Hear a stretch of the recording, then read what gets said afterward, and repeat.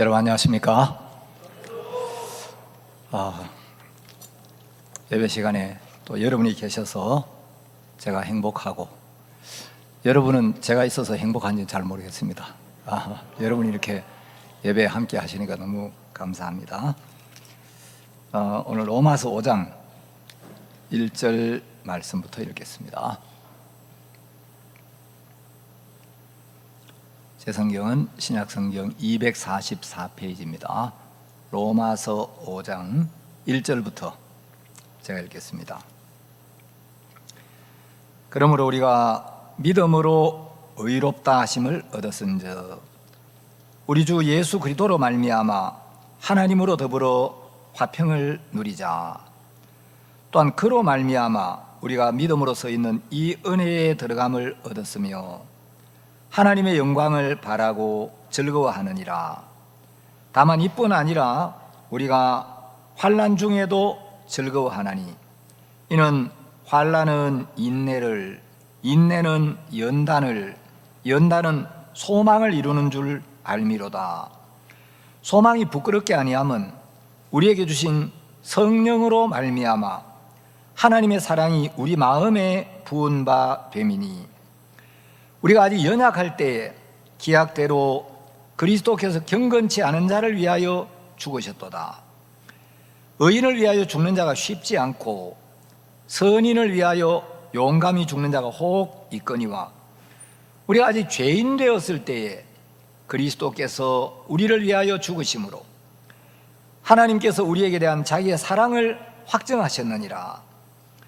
그러면 이제 우리가 그 피를 인하여 의롭다 하심을 얻었은즉 더욱 그로 말미암아 진노하심에서 구원을 얻을 것이니 곧 우리가 원수 되었을 때에 그 아들의 죽으심으로 말미암아 하나님으로 더불어 화목되었은즉 화목된 자로서는 더욱 그의 살으심을 인하여 구원을 얻을 것이니라. 이뿐 아니라 이제 우리로 화목을 얻게 하신 우리 주 예수 그리스도로 말미암아 하나님 안에서 또한 즐거워하느니라. 11절 말씀까지 읽었습니다. 며칠 전에 우리 이제 이연아 자매님이 우리 이지순 자매 친구 되는 분을 데리고 왔어요. 그래서 목사님, 이분이 이제 암에 걸렸는데 폐암인데 이 암이 이제 전이가 돼가지고 좀 어려운 가운데 있는데 목사님 교제 한번 해주십시오. 그래서 제가 이제 암이 발병한 지가 얼마나 됐습니까? 1년쯤 됐습니다. 치료는 어떻게 받고 있습니까? 뭐 수술을 하셨습니까? 암이 이 폐에서 이제 머리까지 전이가 돼가지고 칼을 댈 수가 없다는 거예요. 전에 이제 복음을 이제 이렇게 살짝 좀 들었는데 복음이 마음이 이루어지지를 않았어요.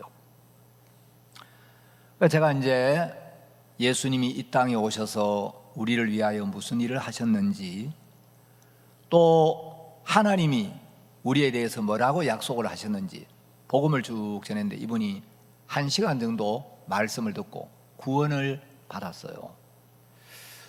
이분이 이제 김천대학에도 오시고 부인에도 오시고 이제 마음을 열고 말씀을 사모하고 이러는데 이제 어제 그저께 부인에 마치고 좀 안수 기도를 받고 싶다. 그래서 제가 좀 교제를 했습니다.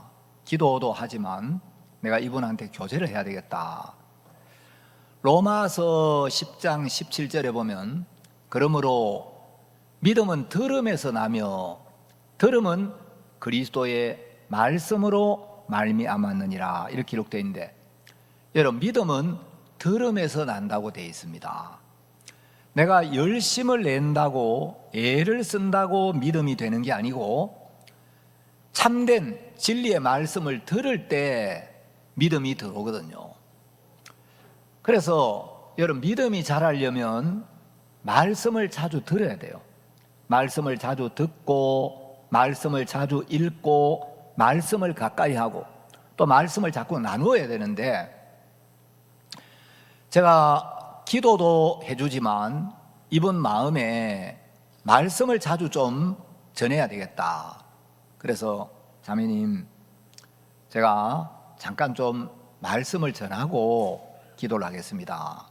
그래서 제가 이제 고린도전서 6장 말씀을 좀 같이 나누었어요.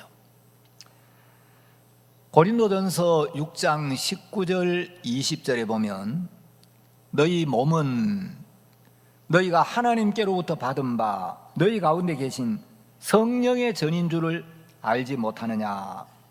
너희는 너희의 것이 아니라 값으로 산 것이 되었으니 그런즉 너희 몸으로 하나님께 영광을 돌리라. 자, 자매님, 여기 하나님 뭐라고 하셨느냐면 너희 몸은 너희가 하나님께로부터 받은 바 너희 가운데 계신 성령의 전인 줄을 알지 못하느냐. 여러분, 우리가 죄인으로 태어나서 죄 사함을 받고 우리가 구원을 받으면 죄가 씻어진 것도 사실이지만 이제 예수님이 나를 의롭게 하셨다는 믿음이 들어오고 나를 의롭게 하신 주를 믿는 이제 믿음으로 사는 삶이 시작되는데, 하나님 우리 죄를 사해 주시고 죄 사함을 받을 때 우리 마음에 하나님의 성령이 들어오게 된다는 거죠. 사도행전 2장 38절에 보면 죄 사함을 얻으라 그리하면 성령을 선물로 받으리니 이 약속은 너희와 너희 자녀와 모든 먼데 사람 곧 주 우리 하나님께서 얼마든지 부르시는 자들에게 하신 약속이라고 기록이 되어 있습니다. 여러분, 죄 사함을 받았을 때 우리 눈에 보이지 않고 우리가 느낄 수 없지만 하나님의 말씀에 죄 사함을 얻는 순간 우리 마음에 성령이 오시게 된다고 기록이 되어 있습니다.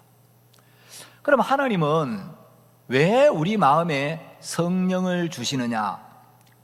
이 성령이 하는 일이 여러 가지가 있는데, 성령이 오셔서 우리를 가르치시기도 하고 우리를 이끌기도 하고 우리를 지키시기도 하고 우리를 도우시기도 하고 새 마음을 일으키시기도 하고, 또 성령이 우리에게 이제 우리 마음에 오셔서 성령의 열매를 맺는 일을 해요.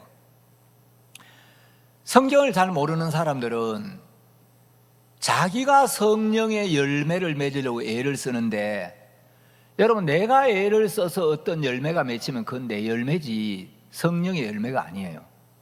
성령의 열매는 성령이 맺는 거예요. 그래서 성령이 우리 마음에 오시면 성령이 우리 안에서 전에 없던 마음을 일으키시고 성경을 읽고 싶다. 구원받지 못한 사람들 보면 참 불쌍하다. 저 사람도 구원받았으면 좋겠다. 내가 저 사람에게 나를 구원하신 예수님을 소개하고 싶다.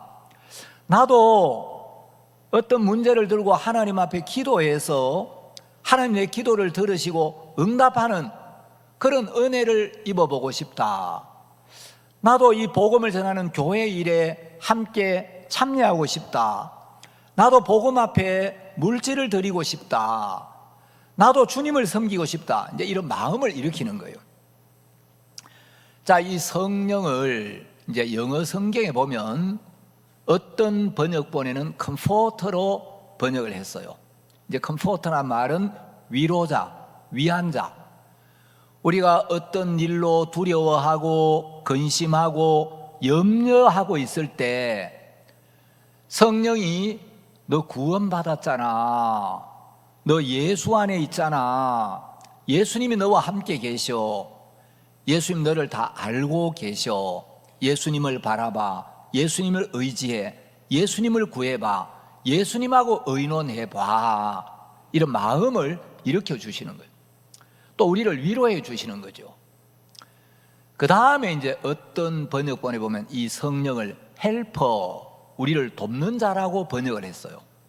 자, 로마서 8장 26절에 보면 이와 같이 성령도 우리 연약함을 도우시나니. 자, 성령이 우리 연약함을 도우신다는 거죠.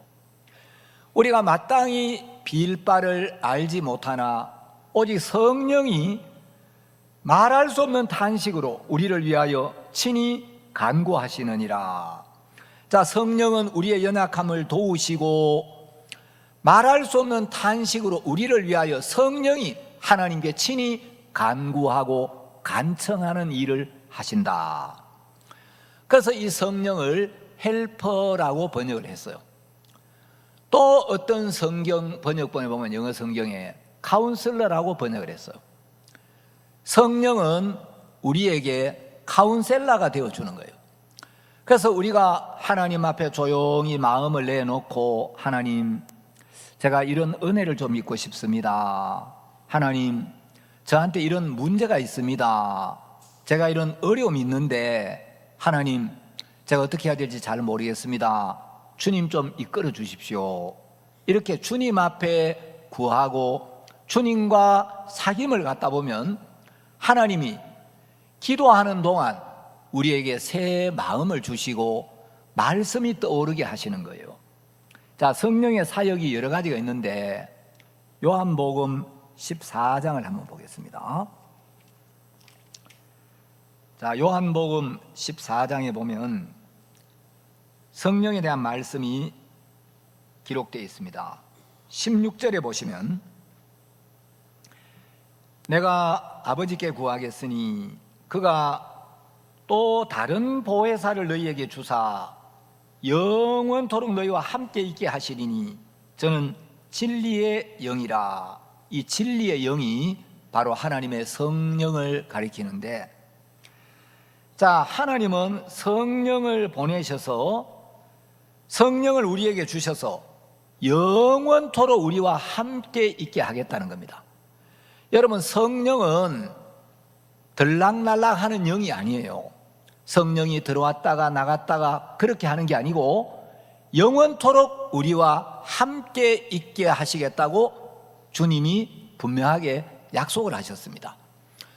성령은 한번 우리 마음에 들어오면 우리의 행위가 어떠하든 우리의 모습이 어떠하든 내가 잘할 때나 못할 때나 내 마음이 기쁠 때나 슬플 때나 항상 우리와 함께 하시는 영이 성령인데, 이 성령이 무슨 일을 하시느냐 하면 26절에 보면 보혜사 곧 아버지께서 내 이름으로 보내실 성령. 자, 여기 보니까 보혜사가 성령이라고 기록되어 있죠.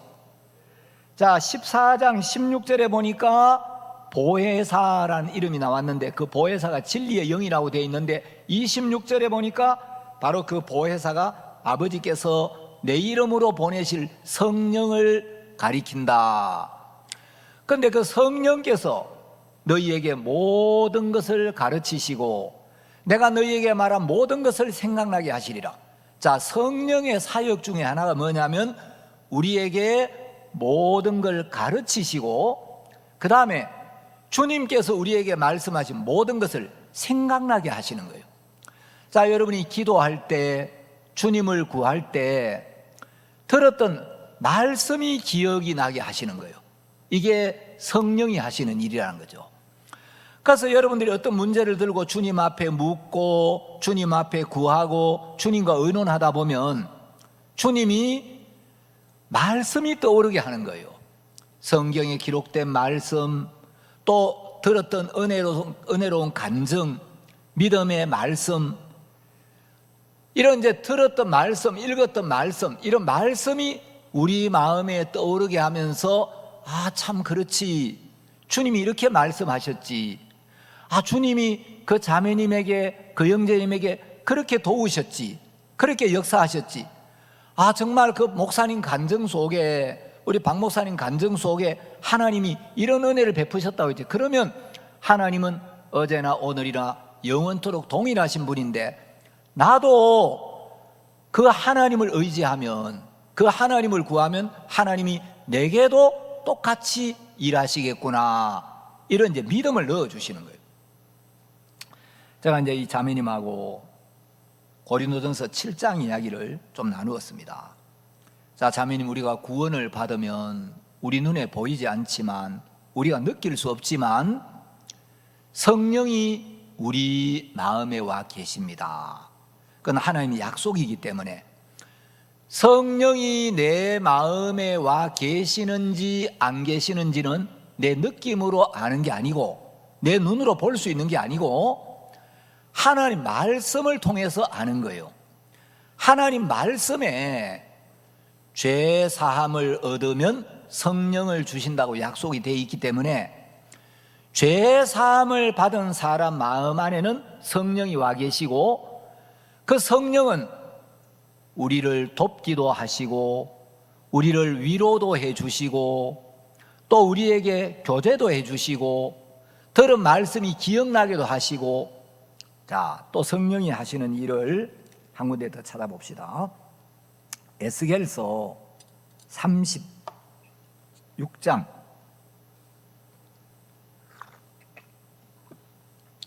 자, 구약성경 1208페이지인데 에스겔서 36장 25절에 보시면,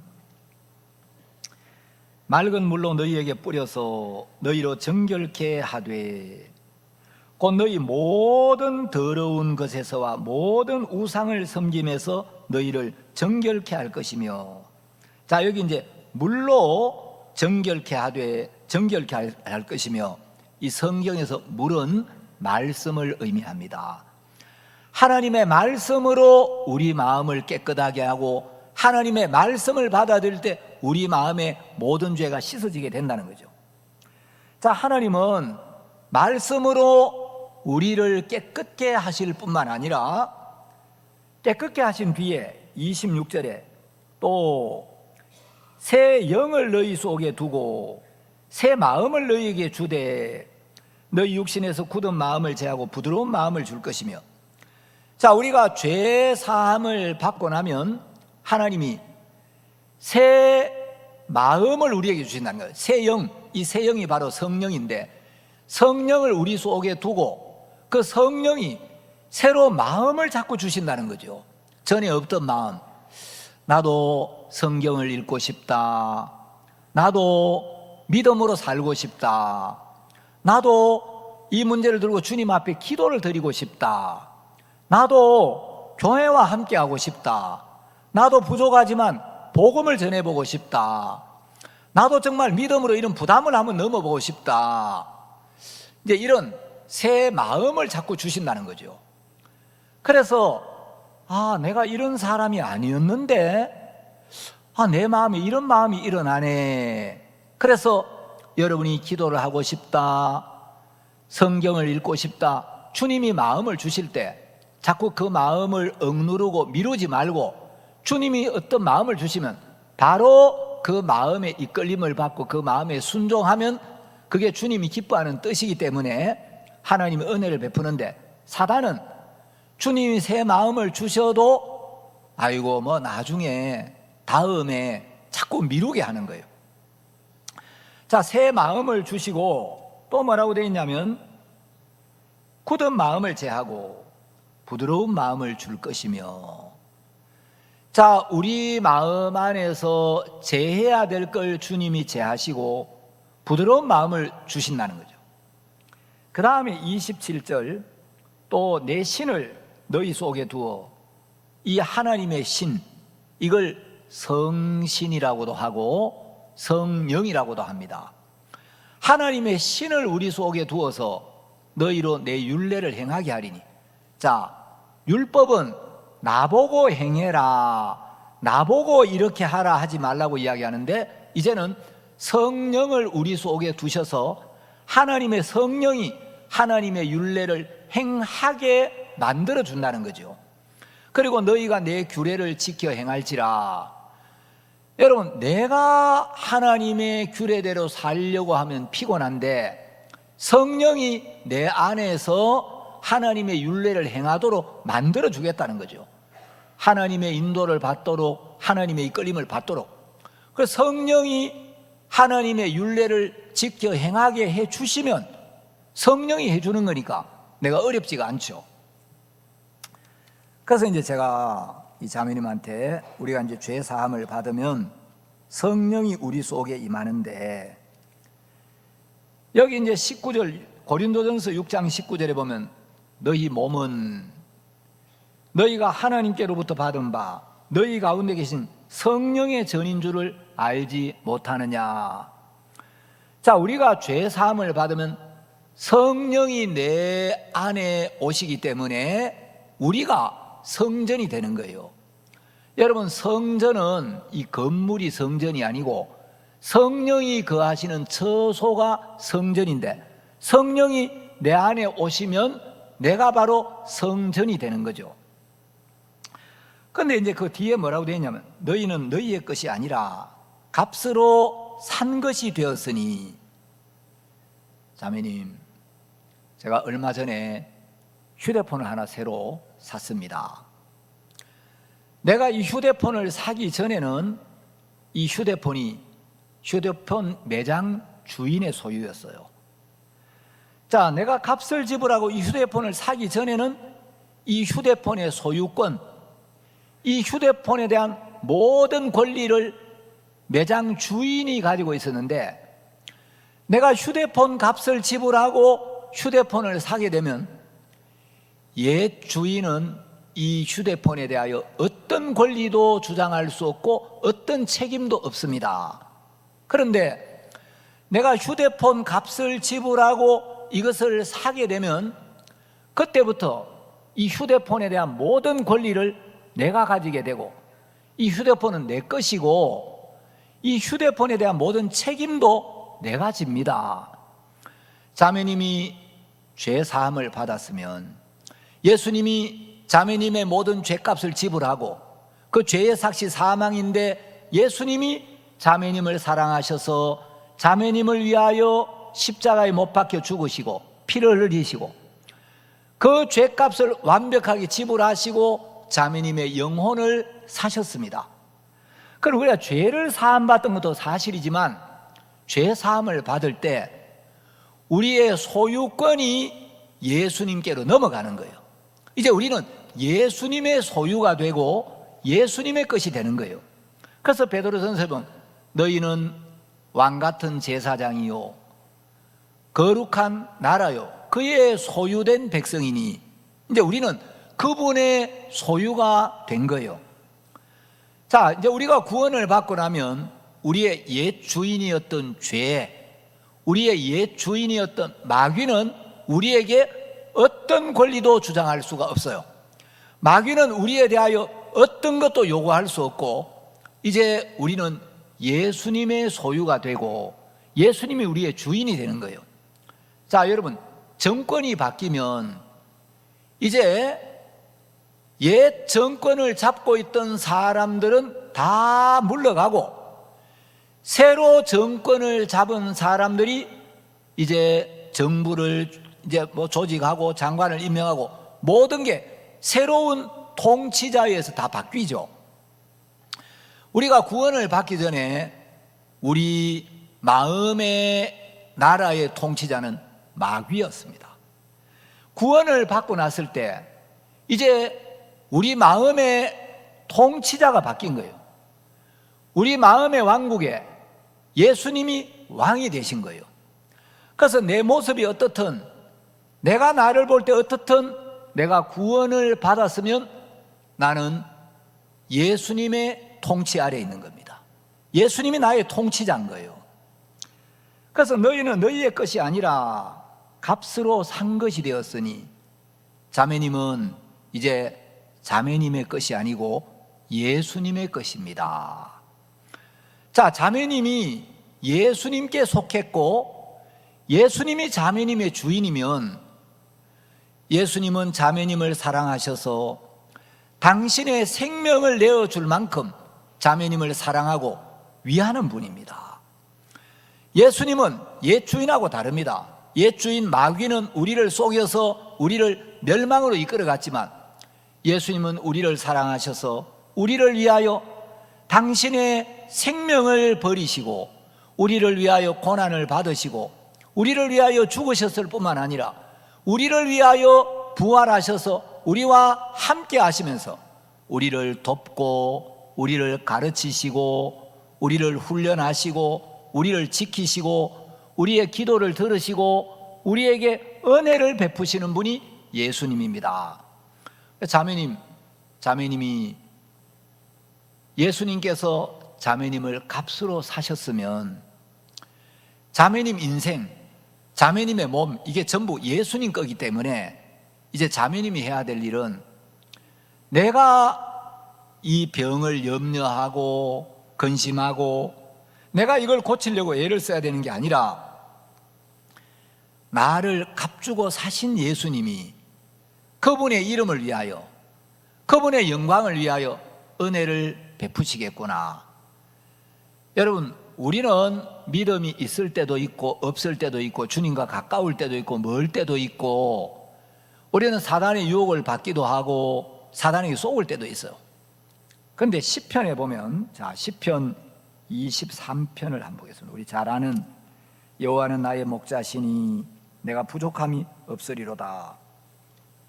이 시편인데, 자, 시편 23편 3절에 보시면 내 영혼을 소생시키시고 자기 이름을 위하여 의의 길로 인도하시는도다.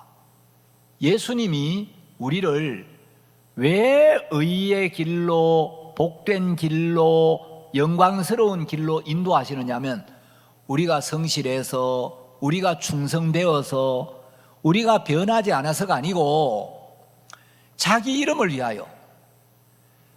여러분, 예수님이 우리에게 은혜를 베푸시고 복을 주시고 믿음을 주시고 기쁨을 주시고 소망을 주시고 힘을 주시고 우리를 구원하셔서 우리를 그렇게 해 주셔야 우리가 밖에 나가서 예수님을 소개할 때 나를 구원하신 예수님은, 내가 믿는 그 예수님은 내게 이런 은혜를 베풀어 주셨습니다. 내 죄도 사해 주시고 내 마음의 소망도 주시고 기쁨도 주시고 평안도 주시고 감사도 주시고 소망도 주시고 위로도 주시고 나를 구원하신 예수님, 나와 함께 하시는 예수님은 내게 이런 것들을 주시는 분입니다. 그래서 선생님도 내가 믿는 예수님을 믿으세요, 그렇게 전도할 거 아니에요.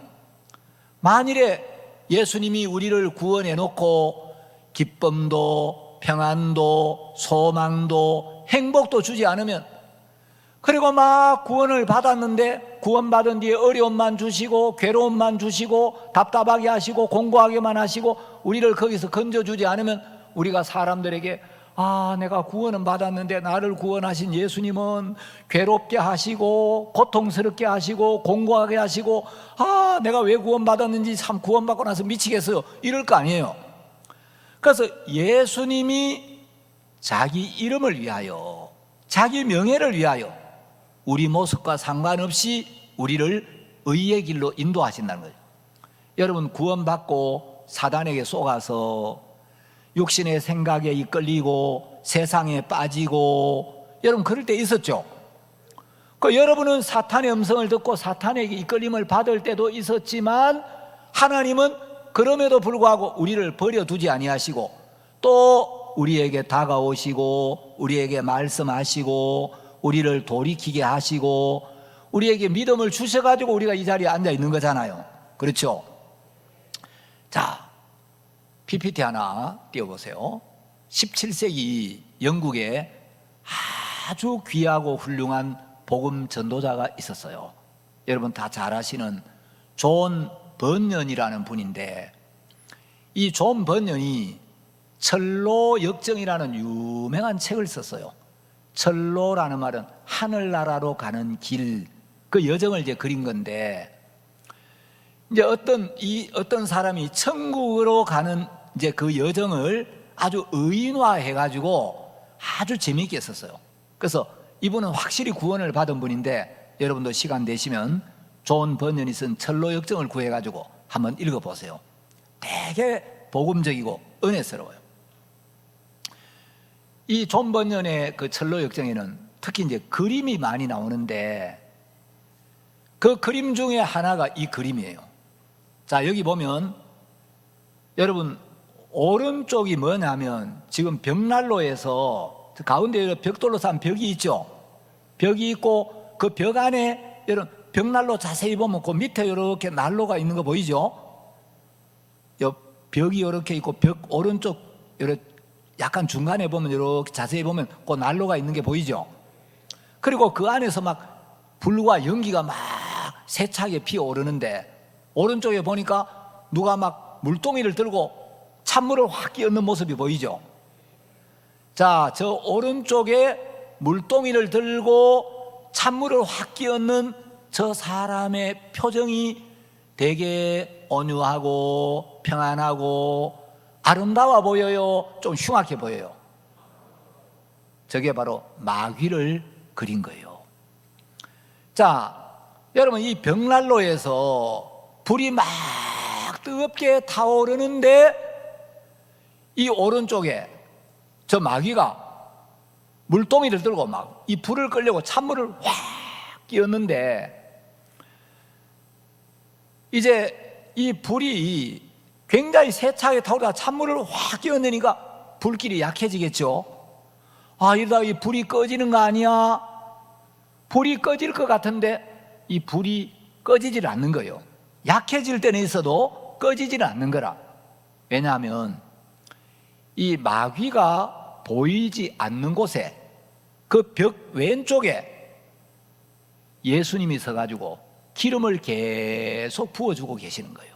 저 왼쪽에 계시는 분은 예수님인데 기름은 성령을 이야기해요. 그래서 우리가 막 마음의 은혜가 감사하고 충만해가지고 막 마음이 뜨겁게 일어날 때 마귀는 찬물을 확 끼얹는 일을 해요. 우리 마음의 은혜의 불길을 꺼버리고 이제 이 불길을 막 죽이려고 하는데 이 불길이 꺼지지가 않는 거예요. 왜냐하면 불길이 약해질 때 마귀가 찬물을 끼얹을 때 보이지 않는 곳에서 예수님이 이 불길이 꺼지지 않도록 기름을 계속 부어주고 계시는 겁니다. 여러분, 하나님은 우리를 사랑하셔서 날마다 우리를 위하여 말씀하시고 눈에 보이지 않지만 매일매일 우리에게 은혜를 베풀기 위하여 쉬지 않고 일을 하고 계시는데 하나님도 일을 하시지만 마귀도 계속 우리 마음의 믿음을 죽이고 믿음을 무너뜨리고 믿음을 파괴하고 세상으로 가도록 육을 따라가도록 마귀도 일을 하고 우리 마음에 찬물을 끼얹는 일을 계속해요. 출애굽기에 보면 이제 이스라엘 백성들이 430년 동안 애굽에서 종살이를 하고 있었는데 하나님이 모세를 보내서 바로에게 이제 내 백성을 보내라. 그들이 사흘길쯤 광야로 가서 나를 섬길 것이니라 하고 이야기를 합니다. 근데 바로가 모세를 통하여 선포되는 하나님의 말씀을 듣고도 이스라엘 백성들을 안 보내려고 해요.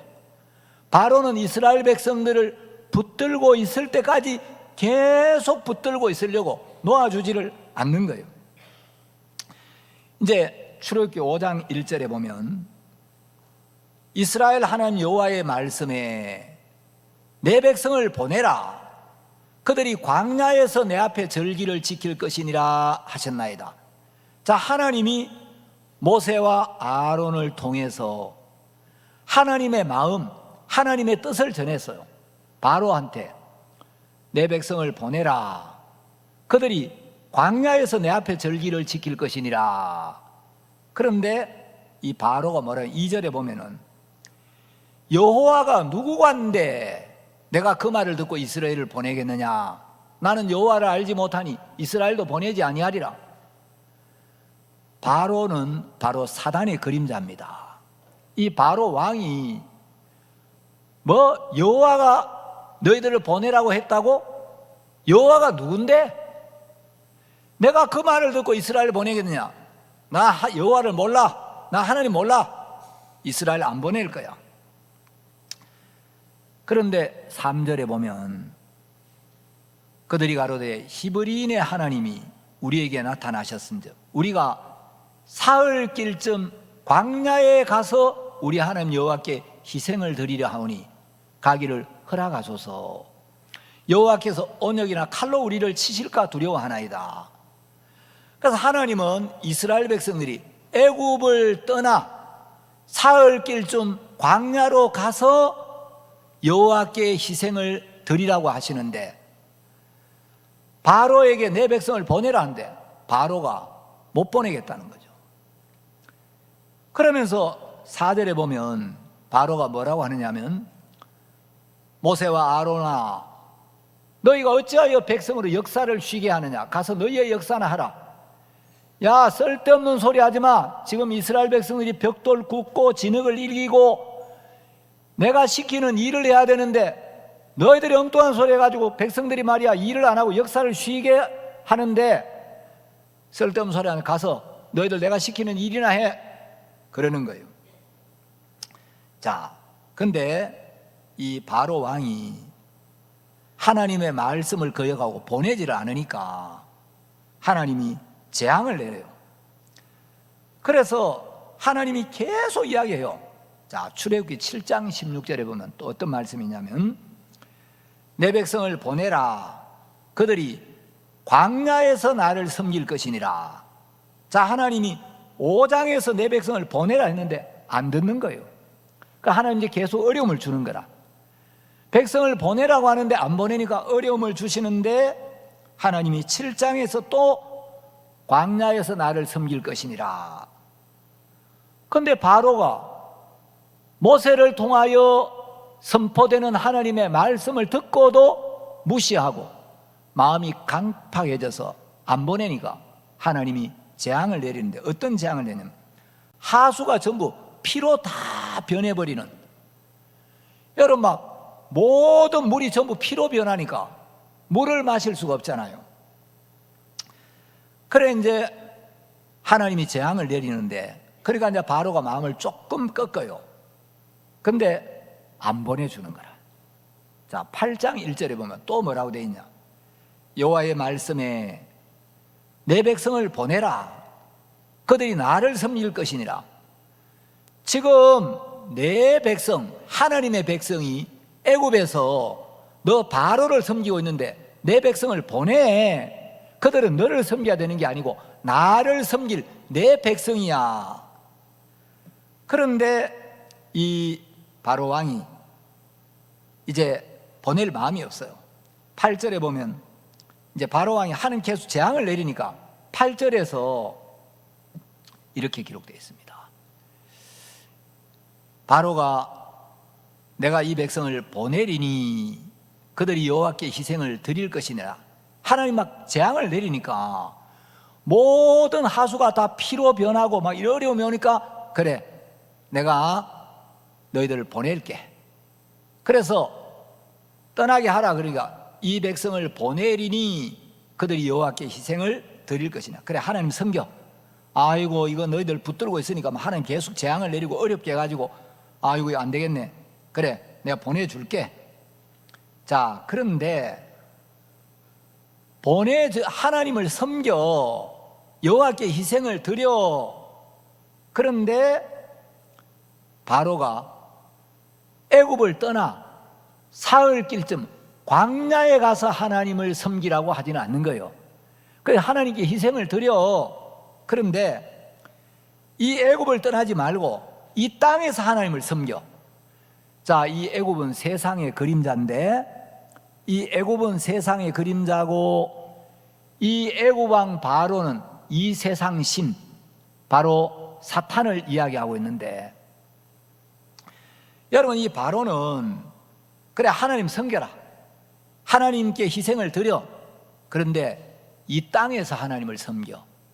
세상과 분리되지 않은 곳에서, 세상과 분리된 곳에서 광야에 가서 하나님을 섬기지 말고 세상과 분리되지 않은 이 땅에서 나 바로의 권세 아래서 하나님을 섬기라는 거죠. 그래서 이제 하나님이 또 재앙을 내려요.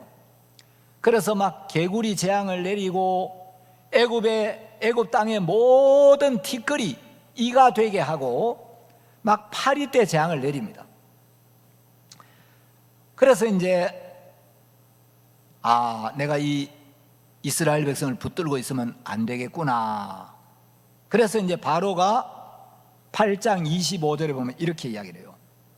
너희는 가서 이 땅에서 너희 하나님께 희생을 드리라. 그래, 하나님을 섬겨라.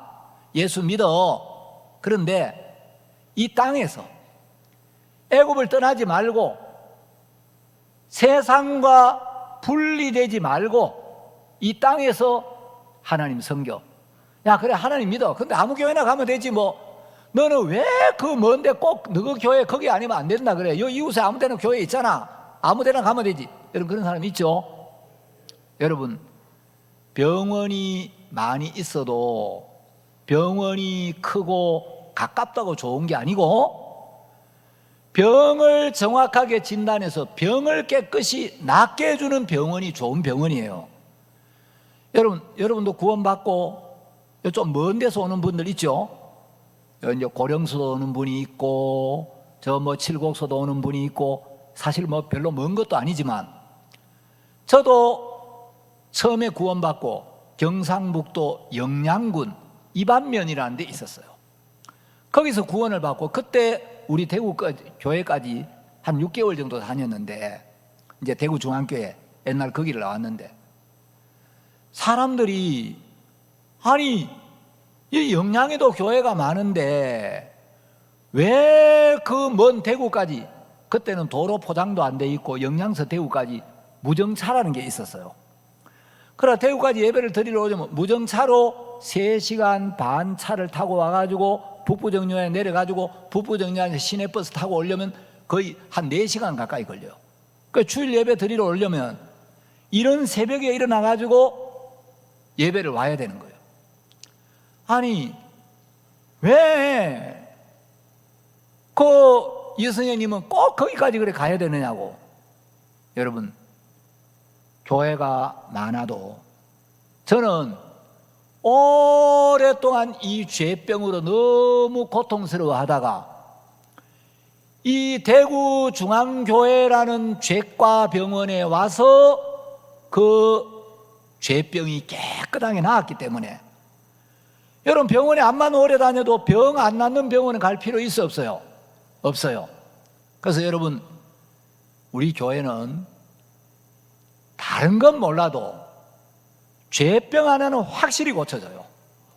그래서 기쁜 소식, 대구 교회는 여러분, 대구에서 제일 큰 대구 죄과 의원이에요. 그래서 대구 죄과 의원 이항규 원장 앞에 오면 어떤 죄든지, 아무리 부끄러운 죄고 아무리 더러운 죄고 아무리 악한 죄고 아무리 오랫동안 지은 죄라도 여러분, 이 병원에 아주 좋은 약이 있어요. 그래서 약재가 66가지가 있는데 이 신약이 27종류가 있어요, 여기에. 그래서 이제 한약은 없지만 신약 27가지, 구약이라는 약이 있는데 이 구약과 신약을 적절히 섞어가지고 어떤 사람은 로마서 약을 쓰면 딱 낫겠다. 어떤 사람은 이사야서 약재를 섞어 쓰면 되겠다. 이 사람은 로마서와 이사야 2가지를 쓰면 낫겠다. 여러분, 그래가지고 이 죄과 의원에 오면 죄병이 깨끗하게 나아요. 그래서 수십 년씩 교회를 다녀도 죄 사함을 못 받던 사람들이 여기 와가지고 마음에 있는 모든 죄를 사함받고, 지난 죄만 사함받아도 감사하기 이를 데 없는데, 지난 죄만 아니라 오늘 지은 죄, 앞으로 살면서 죽을 때까지 지을 그 모든 죄까지 단번에 영원히 씻어지니까 여러분, 고령에서도 오고 칠곡에서도 오고 군위에서도 오고 올 수밖에 없잖아요. 그렇죠? 자, 그런데 이 바로는 이 땅에서 너희 하나님께 희생을 드리라. 이 땅에서 세상과 분리되지 않은 곳에서, 자, 여러분, 이 땅에서 너희 하나님 여호와께 희생을 드리라. 이거는 하나님의 요구입니까? 바로 왕의 요구입니까? 자, 사단도 하나님을 섬겨. 그래, 예수 믿어. 예수 믿는 것까지는 좋아. 근데 너무 멀리는 가지 마라. 이 땅에서 희생을 드려라. 자, 여러분, 지난 시간에 하나님의 음성과 사탄의 음성을 구분해야 된다.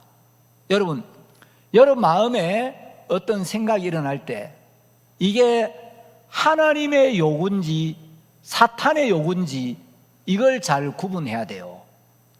자, 바로는 뭘 요구하느냐? 그래, 여호와를 섬겨라. 너희는 가서 이 땅에서 너희 하나님께 희생을 드려라. 하나님 섬기라 그래요. 예수 믿어라. 그래, 예배 드려. 주일 예배 드려. 그런데 8장 25절에 보면 너희는 가서 이 땅에서 너희 하나님께 희생을 드리라 하는데 26절에 보면 모세와 아론은 뭐라고 하냐? 모세가 가로되 그리하면 불가하니이다. 자, 희생을 드리는 게 중요한 게 아니고 애굽에서 떠나야 한다는 거죠. 세상과 분리된 곳에서 하나님께 희생을 드려야지 이 땅에서 하나님께 희생을 드리는 건 하나님이 기뻐하지를 않습니다. 그건 우상을 섬기는 거지 그거는 하나님의 뜻이 아닙니다. 그건 하나님의 말씀이 아닙니다. 우리가 우리 하나님 여호와께 희생을 드리는 것은 애굽 사람의 미워하는 바이온즉 우리가 만일 애굽 사람의 목전에서 희생을 드리면 그들이 그것을 미워하여 우리를 돌로 치지 아니하니까. 자, 바로는 이 땅에서 너희 하나님께 희생을 드리라 하는데 모세는 그리하면 불가하니이다. 자, 이 땅에서 하나님께 희생을 드리는 것은 하나님의 말씀을 따라 하나님을 섬기는 게 아니고 인간적인 생각을 따라 사탄의 요구를 따라 하나님을 섬기는 거예요. 그래서 구원받은 그리스도인은 세상과 분리된 곳에서 하나님을 섬겨야지 세상에 섞여가지고 여러분 부담을 넘기 싫어가지고 그런 인간적인 생각을 따라 하나님을 섬기는 그것은 바로 산당에서 하나님을 섬기는 거고 우상을 숭배하는 거나 똑같다는 거죠. 자, 그런데 이제 바로가 28절 봅시다. 출애굽기 8장 28절에 보면 바로가 가로되 내가 너희를 보내리니 너희가 너희 하나님 여호와께 광야에서 희생을 드릴 것이나 너무 멀리는 가지 말라. 자, 그래 이제 하나님 막 재앙을 내리니까 얻어 터지니까 어려움이 오니까 그래 하나님 여호와께 광야에서 희생을 드리라. 그래 광야로 가. 그래 애굽에서 떠나. 그런데 애굽에서 떠나게 하긴 하는데 바로가 너무 멀리는 가지 마라. 예수 믿어라. 그래 예수 믿는데 너무 미치지는 말아래. 예수 믿어도 적당히 믿어야지. 너무 빠지면 안 돼. 교회에 너무 빠져가지고 너 세상하고 너무 멀어지면 안 돼. 너무 멀리는 가지 마라. 이게 누구의 음성이에요? 누구의 요구예요? 이건 바로의 요구예요. 하나님 뜻이 아니에요. 근데 오늘날 많은 사람들이 하나님을 섬긴다고 하지만 사탄의 음성을 듣고 바로의 음성을 듣고 바로의 요구를 따라 부담 없이 어려움 없이 적당하게 타협해 가면서 그렇게 신앙을 하려고 하는 거예요. 그래서 참 하나님을 섬기는 게 아니고 우상을 섬기고 있으면서도 내가 하나님 섬기잖아. 애굽에서 나왔잖아. 사단은 너무 멀리는 가지 마라. 자, 출애굽기 9장 1절에 보면 또 하나님이 이야기합니다. 내 백성을 보내라. 그들이 나를 섬길 것이니라. 그런데 9장 7절에 보면 그러나 바로의 마음이 완강하여 백성을 보내지 아니하리라. 자, 안 보내면 계속 어려움이 오는 거예요. 하나님이 보내라고 하는데 하나님 앞에 안 꺾이면 계속 어려움이 오는 거죠. 그래서 이제 하나님이 막 가축들이 악질에 걸려서 죽고 또 풀무에 재 두 움큼을 가지고 그걸 막 티끌을 날려버리니까 막 독종이 발해가지고 사람들 몸에 막 종기가 생겨가지고 가렵고 아프고 막 미치겠는 거예요. 자, 이런 재앙이 오면서 하나님 또 이야기합니다. 재앙을 내리면서 출애굽기 9장 13절에 보면 내 백성을 보내라. 그들이 나를 섬길 것이니라. 하나님은 계속 보내. 너를 섬기면 안 되고 내 백성은 나를 섬겨야 돼. 그래서 백성을 보내라고 하면서 하나님이 또 재앙을 내려요. 이제 출애굽기 9장에 보면 하나님이 우박을 내려가지고 밭에 막 초목이 다 죽게 만드는 거예요. 그래서 이제 모세가 출애굽기 10장 3절에 이제 또 하나님의 말씀을 전합니다. 10장 3절에도 내 백성을 보내라. 그들이 나를 섬길 것이니라. 자, 10장 9절에 보면 모세가 이렇게 이야기합니다. 우리가 여호와 앞에 절기를 지킬 것인즉 우리가 남녀노소와 우양을 데리고 가겠나이다. 자, 우리가 애굽과 분리된 곳에 광야로 사흘길쯤 가서 하나님 앞에 절기를 지킬 뿐만 아니라 남녀노소와 우양을 다 데리고 가겠다는 거예요. 근데 바로가 우양은 데리고 가면 안 되고 10장 11절에 보면 바로가 그건 불가능해. 그거 안 돼. 그는 불가하니 너희 남정만 가서 여호와를 섬기라. 이것이 너희의 구하는 바니라. 자, 여자들과 아이들은 애굽에 두고 너희 남정네들만 가서 하나님을 섬기라는 거죠. 여러분, 처자식 두고 처자식 없이 광야를 거쳐 가나안 땅으로 갈 수 없죠. 그래서 언제든지 다시 애굽으로 돌아오게 하려고 아내와 아이들은 두고 생축은 두고 남자들만 가서 하나님을 섬겨. 근데 하나님은 그건 불가능하다는 거죠. 그래서 하나님 또 막 메뚜기 재앙을 내려요. 온 나라에 막 메뚜기가 와가지고 모든 걸 다 뜯어먹게 하고 재앙이 오니까 바로가 뭐라 하냐, 출애굽기 10장 24절에 보면 이렇게 이야기를 합니다. 너희 양과 소는 머물러 두고 너희 어린 것은 너희와 함께 갈지니라. 그래, 너희들 어린 것들, 자, 어린아이들은 데려가. 근데 양과 소는 남겨둬. 그건 가져가면 안 돼. 자, 바로는 계속 못 가, 못 놓아줘. 그러다가 그래, 하나님 섬겨. 근데 이 땅에서 섬겨. 그건 불가합니다. 안 됩니다. 그러니까 그러면 그래, 광야에 가서 섬겨. 그런데 남정네들만 가. 안 됩니다. 그 어린아이들 데려가. 근데 생축은, 가축은 데려가지 마. 그런데 자, 출애굽기 10장 25절에 보면 모세가 가로되 왕이라도 우리 하나님 여호와께 드릴 희생과 번제물을 우리에게 주어야 하겠고 우리의 생축도 우리와 함께 가고 한 마리도 남길 수 없으니 이는 우리가 그 중에서 취하여 우리 하나님 여호와를 섬길 것이며. 자, 여러분, 출애굽기를 보면 사단의 요구가 있고 하나님의 요구가 있습니다. 자, 이게 사단의 요구인지 하나님의 요구인지, 이게 사단의 음성인지 하나님의 말씀인지 이걸 구분해야 돼요.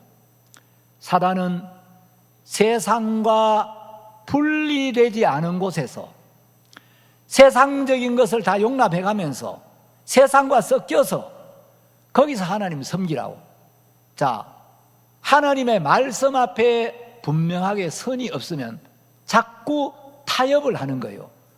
아, 바로가 안 된다는데, 아이고, 그래, 하나님 섬기는 게 중요하지. 꼭 광야에 가야 되나? 여러분, 하나님께 희생을 드리는 게 중요한 게 아니고 세상과 분리된 위치로 마음의 터가 옮겨져야 돼요. 그런데 사단은 남정들만 가거라, 어린애들은 데려가지 마, 여러분, 처자식을 두고 어떻게 광야에서 하나님을 섬길 수가 있습니까? 그거 안 됩니다. 마귀가 마지막으로 붙들고 있는 게 생축은 두고 가라는 거죠. 자, 이 가축, 재물은 가져가지 말라는 거예요. 여러분, 사단이 구원받아도 생축은 가져가면 안 돼. 자, 생축이 없으면 이스라엘 백성들이 광야에서 율법을 어겼을 때 여러분, 그들이 어떻게 죄사함을 받습니까? 양이 없고 염소가 없고 소가 없는데 율법을 어기고 죄를 지었을 때 어떻게 속죄 제사를 드릴 수가 있겠냐는 거죠. 그래서 한 마리도 남길 수 없으니 이걸 번제물로 줘야 된다는 거죠. 여러분, 사단은 그래, 예수 믿고 구원받아. 근데 네가 물질은 네가 붙들고 있어야 돼. 여러분, 생축은 못 넣게 하는 거예요. 이게 바로의 요구예요. 여러분, 하나님의 뜻을 따라 애굽에서 나와가지고 하나님의 인도를 받으면 너무너무 복된데, 우리가 이 성경을 읽어보면 사탄은 끊임없이 우리를 붙들고 끝까지 우리의 것들을 쥐고 놓지 못하게 하는데, 그걸 붙들고 있는 동안에는 계속 고통이 오고 어려움이 오는 거예요. 그런데 그걸 놓아야 여러분, 이스라엘 백성들이 말씀을 따라 참 하나님을 섬길 수가 있더라는 거죠. 자, 저는 오늘 로마서를 읽었습니다. 자, 로마서에 보면 여기 이제 로마서 5장 6절, 8절, 10절에 이렇게 기록되어 있습니다. 자, 5장 6절 봅시다. 우리가 아직 연약할 때에, 자, 8절, 우리가 아직 죄인 되었을 때에, 10절, 곧 우리가 원수 되었을 때에. 여러분, 하나님이 우리를 창조하신 목적은 하나님과 사랑을 나눌 대상으로 우리를 창조했어요. 요즘 어떤 사람들이 만든 노래를 보니까 당신은 사랑받기 위해 태어난 사람, 뭐 그런 가사가 있던데, 맞아요. 하나님은 사랑을 나눌 대상이 필요했어요. 여러분, 사랑이란 건 내가 마음껏 사랑을 쏟고 누군가에게 사랑을 부어주고 내가 사랑을 부어주는 그로부터 또 사랑을 받을 때 온전히 만족이 되는 게 사랑이에요. 여러분, 사랑은 주고 받아야 만족이 되는 거예요. 여러분, 짝사랑은 만족스러워요, 고통스러워요? 예? 대답 안 하는 분들 안 해봤어요? 원사이드 러브는 고통이 돼요, 기쁨이 돼요? 여러분, 나는 어떤 사람을 정말 사랑하는데 상대방 나한테 관심이 없어. 또 상대방은 나를 너무너무 좋아하는데 나는 상대방 별로 마음이 없어. 그럼 여러분, 이 온전한 사랑이 안 되죠. 자, 하나님은 우리 인간을 지을 때 사랑의 대상으로 인간을 만들었어요. 그래서 하나님과 사랑을 나누고 하나님의 사랑을 받고 또 하나님을 사랑하고 하나님의 사랑 안에서 인간이 복되기를 바라셨어요.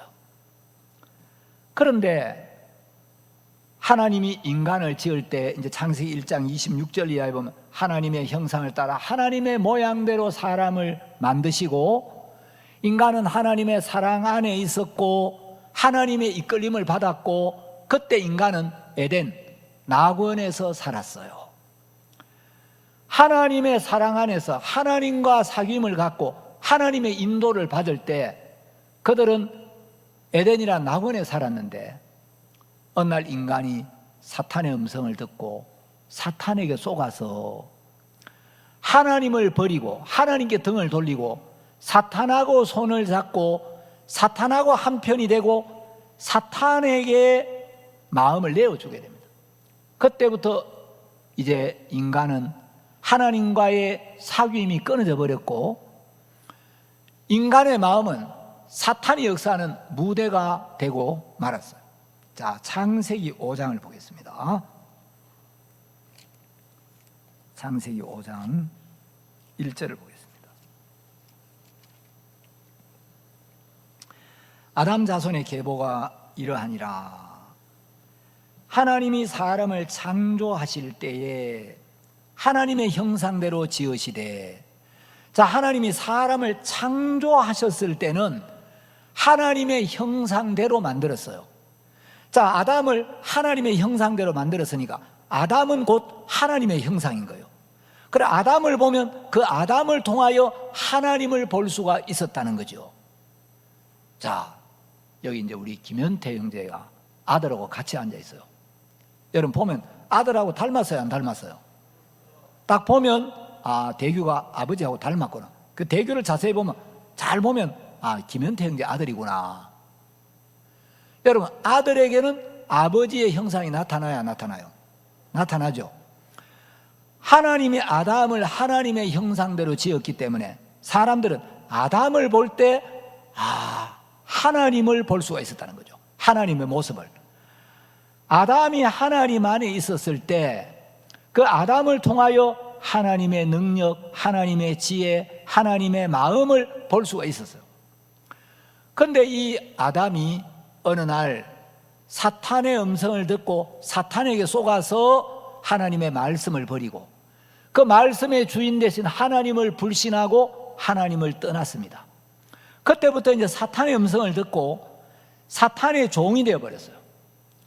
그래서 하나님은 우리를 보실 때 너희는 너희 아비 마귀에게서 났다. 자, 사탄의 음성을 듣고 사탄에게 속아서 하나님을 불신하고 하나님을 버리고 사탄에게 속했을 때 인간은 마귀의 자식이 된 거예요. 그래서 하나님은 네가 지금 사탄에게 속해 있어, 사탄에게 속아서 멸망으로 가고 있어, 너 마귀의 종이야, 네 영혼의 아비가 마귀야. 이걸 깨닫고 네 자신의 생각을 내려놓고 네 길을 버리고 네 판단을 내려놓고 하나님께로 돌아와야 돼. 하나님의 말씀을 받아들여서 죄를 씻고 다시 거듭나야 돼. 여러분, 우리가 날 때부터 하나님의 자녀라면 거듭날 필요가 없죠. 우리는 날 때부터 마귀의 자녀로 출생했기 때문에 내 생각을 버리고 내 판단을 버리고 내 길을 버리고 마음을 돌이켜서 하나님 말씀을 받아들여 새로운 피조물로 거듭나야 한다. 죄 사함을 받고 의롭게 되어야 한다는 거죠. 자, 그런데 5장 2절에 보면 남자와 여자를 창조하셨고 그들이 창조되던 날에 하나님이 그들에게 복을 주시고 그들의 이름을 사람이라 일컬으셨더라. 자, 아담 하와 속에 하나님의 형상이 있었고 아담 하와를 통해 하나님의 형상이 나타났을 때 하나님은 복을 주셨어요. 그 창세기에 보면 땅을 정복하라, 땅에 번성하라, 충만하라, 그렇게 말씀하셨죠. 그런데 인간이 하나님의 말씀을 불순종하고 이제 사단의 음성을 듣고 사단에게 속아서 죄가 들어왔습니다. 죄인이 됐어요. 자, 인간이 범죄한 뒤에, 하나님을 떠난 뒤에, 마귀에게 속한 뒤에 이제 자녀를 출생해요. 자, 5장 3절에 보면 아담이 130세에 자기 모양, 곧 자기 형상과 같은 아들을 낳아 이름을 셋이라 하였고, 자, 아담이 130살에 하나님의 모양, 곧 하나님의 형상과 같은 아들을 낳은 게 아니고 자기 모양, 자기 형상과 같은 아들을 낳습니다. 자, 창세기 5장 3절에서 요 자기 형상, 아담이 자기 모양, 자기 형상과 같은 아들을 낳았는데 요 자기 모양은 하나님의 모양입니까? 마귀 모양입니까? 3절에서는 이미 하나님을 떠나 사탄에게 속해버린 요 시기이기 때문에 하나님을 떠나 사탄에게 속하면서 인간에게서는 하나님의 형상이 사라지고 사탄의 형상이 나타나기 시작한 거예요.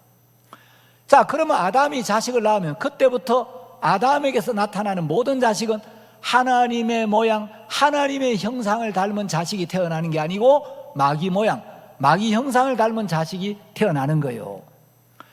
그래서 이제 우리는 날 때부터 마귀의 형상을 가지고 마귀의 자식으로 출생한 거예요. 그래서 우리는 우리 생각을 버리고 우리 판단을 버리고 내가 볼 때 앞만 옳아 보이고 앞만 좋아 보여도 나에게서 나오는 모든 것은 마귀로부터 온 거야. 나에게서 나오는 모든 것은 육에 속한 거야.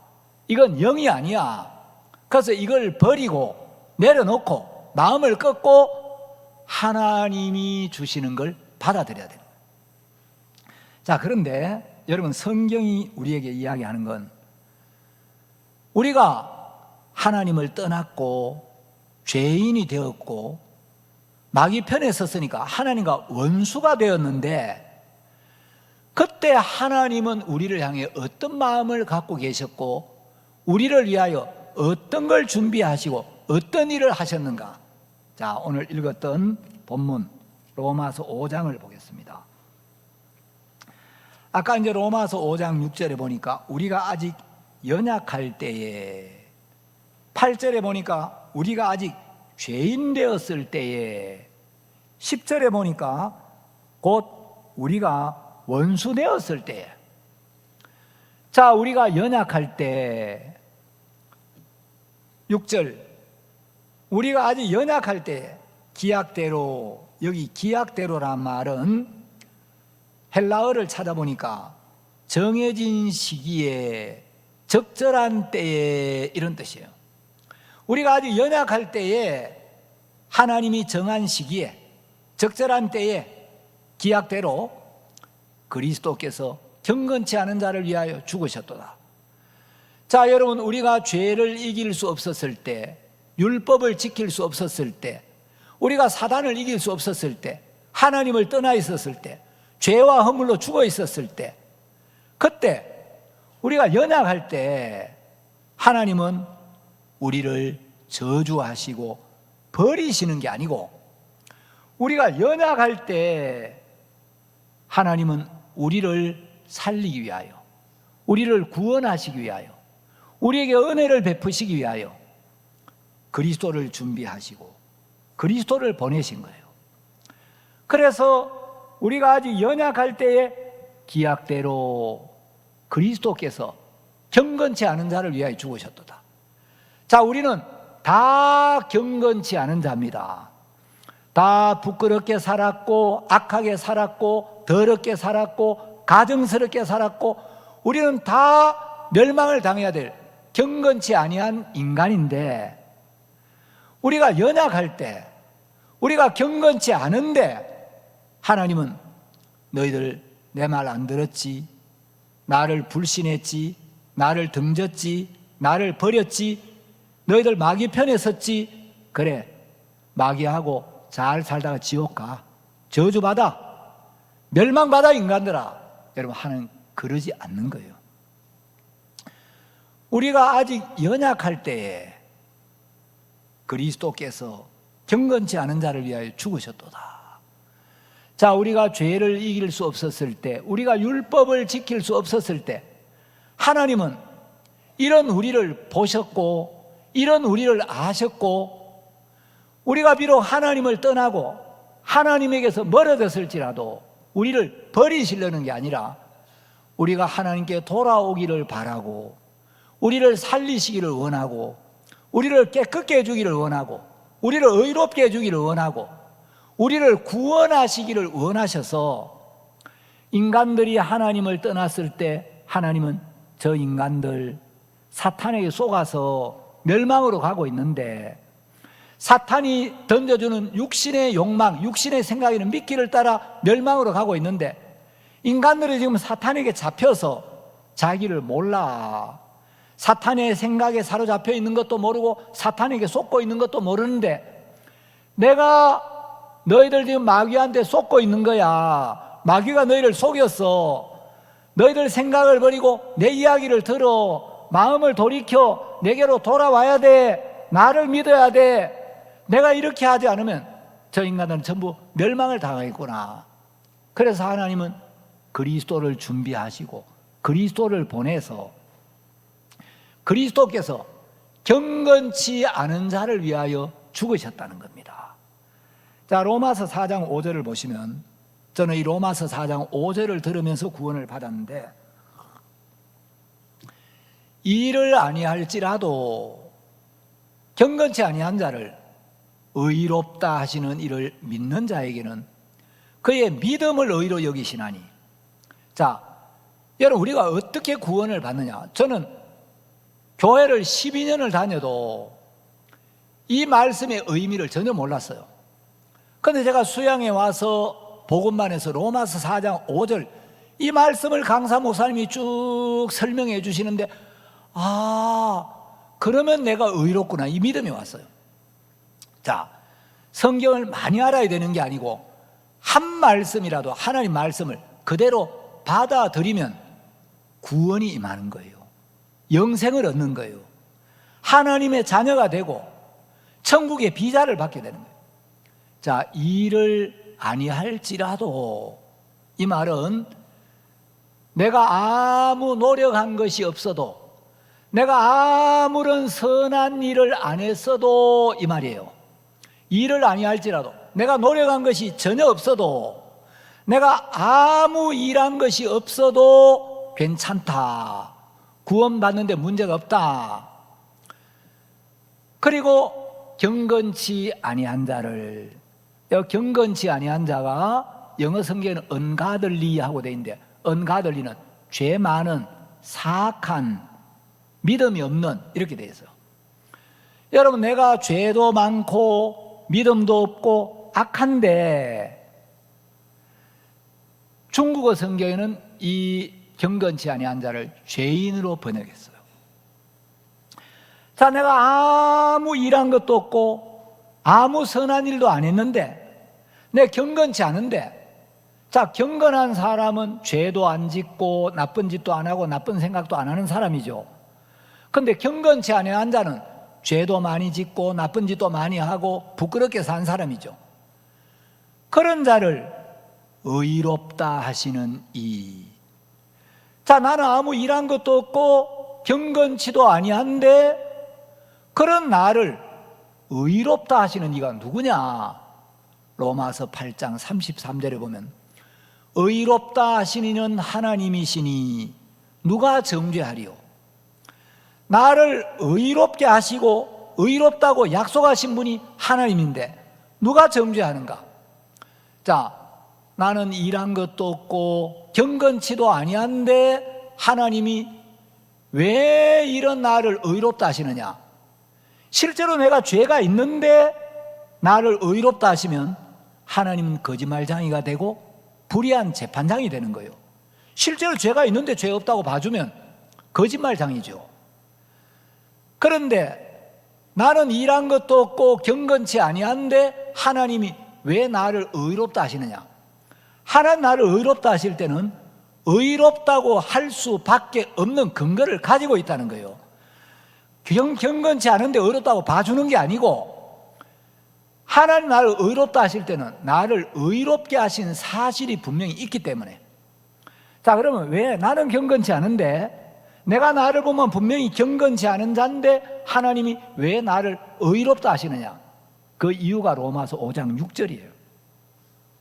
로마서 5장 6절에 보면 그리스도께서 경건치 않은 자를 위하여 죽으셨도다.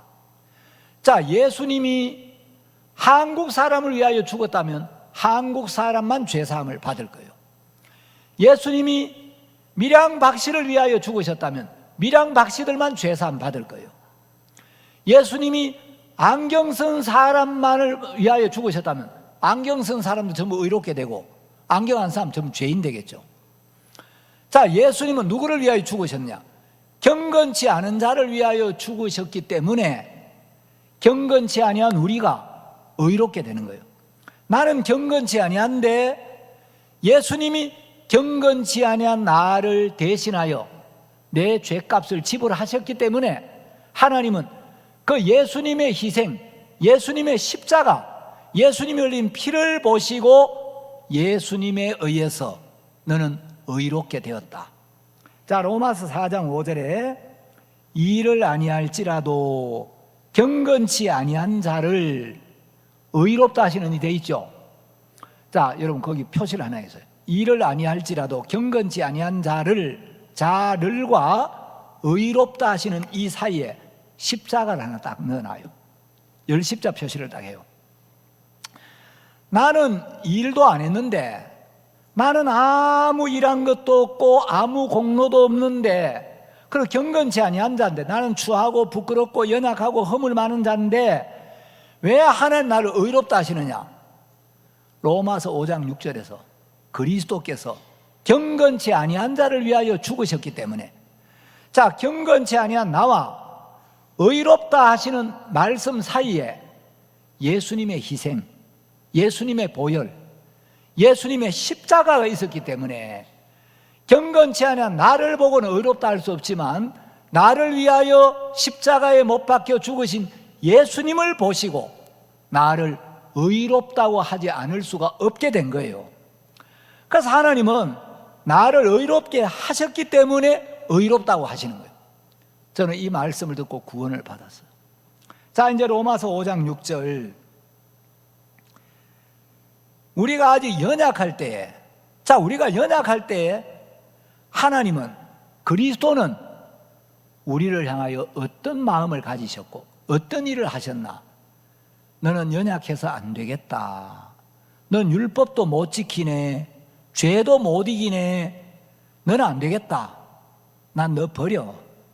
너 같은 인간 지옥이나 가. 그러는 게 아니고, 우리가 연약할 때에, 여러분, 내가 뭘 잘하고 완벽할 때가 아니고 내가 연약하고 부족할 때에 하나님은 그런 나를 보시고 그런 나를 불쌍히 여기시고 그런 나에게 은혜를 베풀기를 원하시는 거예요. 그런 나를 도와주기를 원하시는 거예요. 그런 나를 구원하기를 원하시는 거예요. 내가 연약할 때에 내 연약함에서 벗어나서 내가 온전케 되기를 원하신 거예요. 그래서 그리스도를 보내신 겁니다. 자, 8절. 우리가 아직 죄인 되었을 때에 그리스도께서 우리를 위하여 죽으심으로, 여러분, 우리가 잘할 때가 아니에요.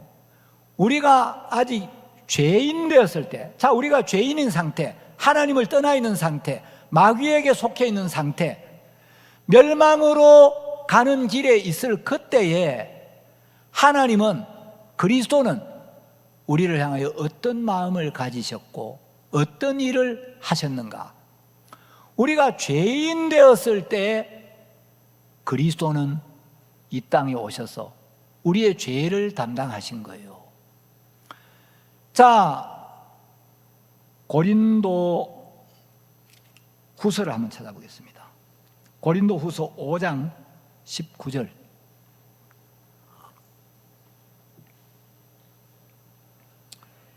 이는 하나님께서 그리스도 안에 계시사 세상을 자기와 화목하게 하시며 저희의 죄를 저희에게 돌리지 아니하시고, 자, 하나님은 우리의 죄를 우리에게 돌리지 아니하셨어요.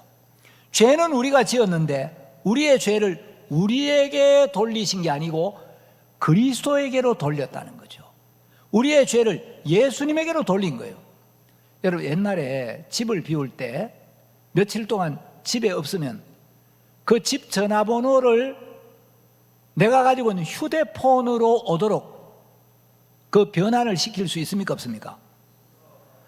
내가 그 부탁을 해가지고, 아, 이 전화, 우리 집으로 전화가 오면은 그 전화가 집으로 걸려오는데 나에게 돌아오도록 번호를 돌려놓을 수 있죠.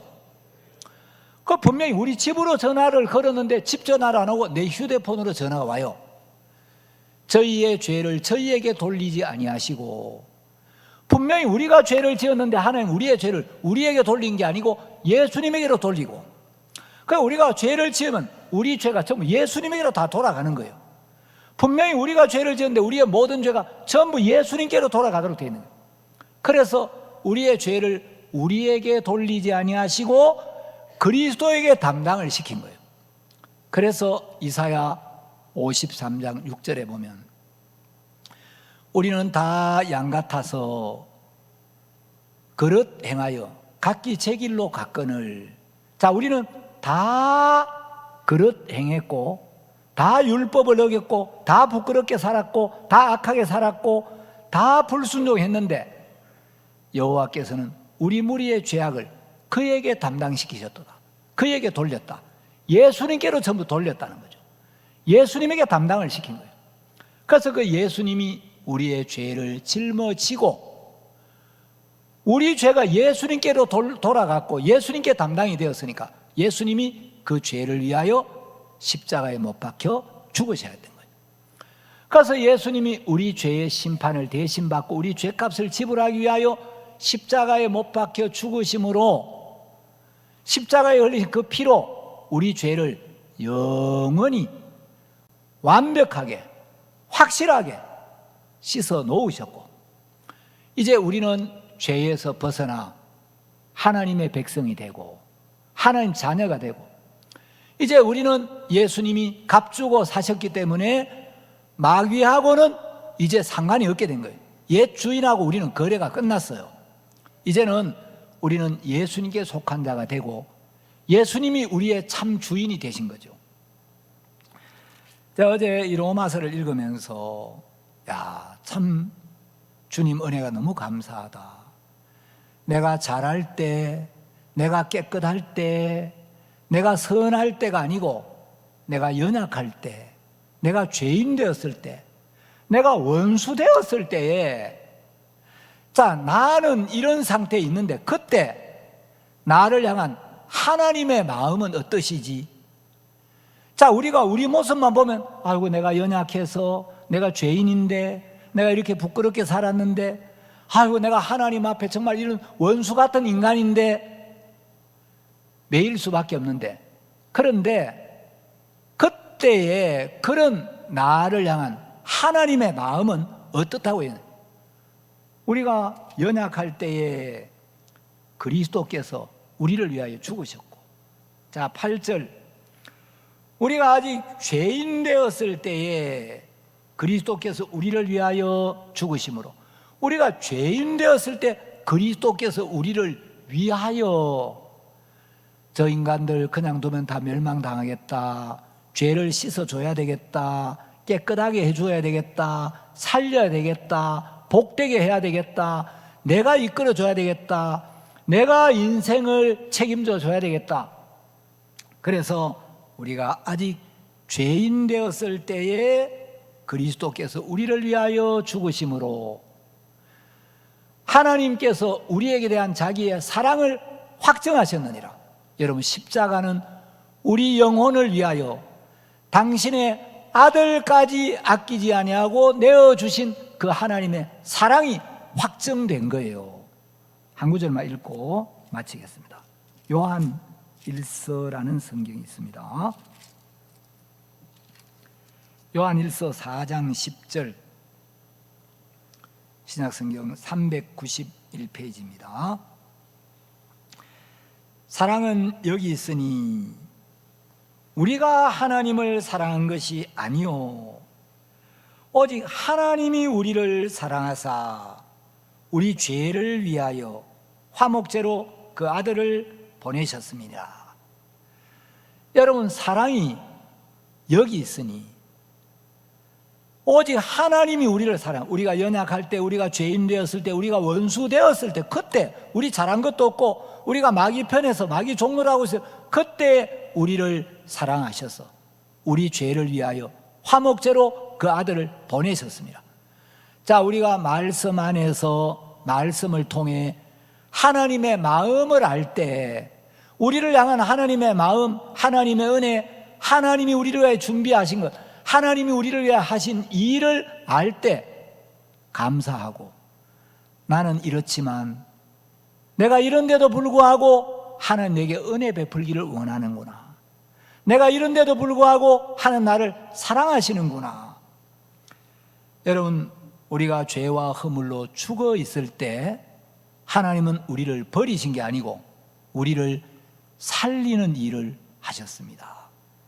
우리가 더럽고 부끄러운 죄에 빠져 있을 때 하나님은 못 본 채 하시는 게 아니고 우리를 구원하시고 우리를 깨끗하게 하시고 우리를 의롭게 하시는 일을 하신 거예요. 여러분, 우리가 하나님을 떠나 있을 때 하나님은 우리가 하나님 앞에 돌아오게 일을 하시고 우리를 기다리고 계시는 분인 거예요. 여러분, 우리가 어려울 때 하나님, 야, 그거 나도 너무 어렵다, 네가 알아서 해, 그거 나도 힘들어, 그런 분이 아닙니다. 우리가 어려울 때 하나님은 우리를 도우시는 분입니다. 우리가 염려하고 근심할 때 하나님은 두려워하지 말아라, 근심하지 말아라, 내가 너와 함께 한다, 내가 도와줄게, 내가 해결할게. 이사야서나 예레미야에 보면 두려워 말라, 이런 말씀이 많이 나옵니다. 여러분, 사단은 우리 마음에 두려움을 넣어주는데 하나님 두려워하지 마, 내가 너를 도울 거야, 내가 너를 붙들 거야. 성경에서 우리를 향한 주의 마음을 살피고 주의 약속을 발견하면 너무 감사하고, 내가 잘할 때 나에게 은혜를 베푸는 게 아니라 내가 연약하고 부족한데도, 내가 악한데도 하나님 나를 기억하시고 나를 생각하시고 내게 은혜 베풀기를 원하시는구나. 내가 돌이켜서 하나님께 돌아와서 하나님의 은혜 입기를 바라시는 것이 하나님의 마음이구나. 이런 마음을 만날 때 우리 마음이 감사하고 행복해지는 것입니다. 오늘 말씀은 여기까지 드리도록 하겠습니다.